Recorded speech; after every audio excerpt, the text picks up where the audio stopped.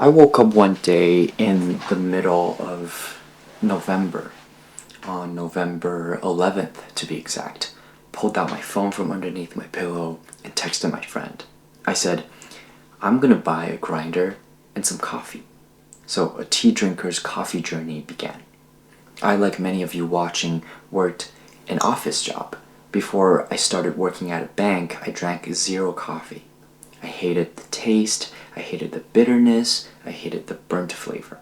Tea, on the other hand, is light, elegant, and aromatic. A corporate job almost cornered me into drinking coffee because that was the only thing that could keep me awake. At the job, I also felt pretty empty. It seemed like the monotonous work almost shrank my world. My interests got narrower and narrower, and I didn't do much other than rest when I wasn't working.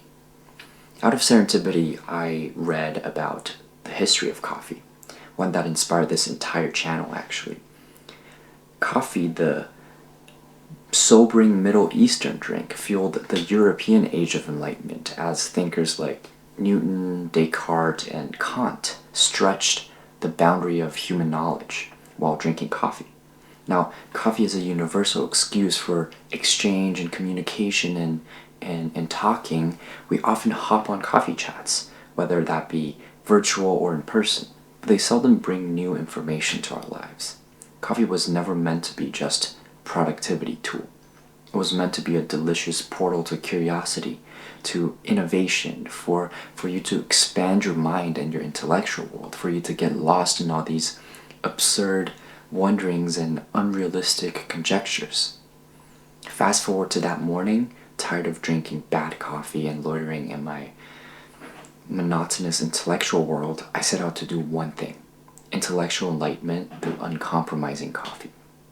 On this channel, I invite some of the most fascinating minds and discuss their unique perspectives and takes over a cup of delicious coffee.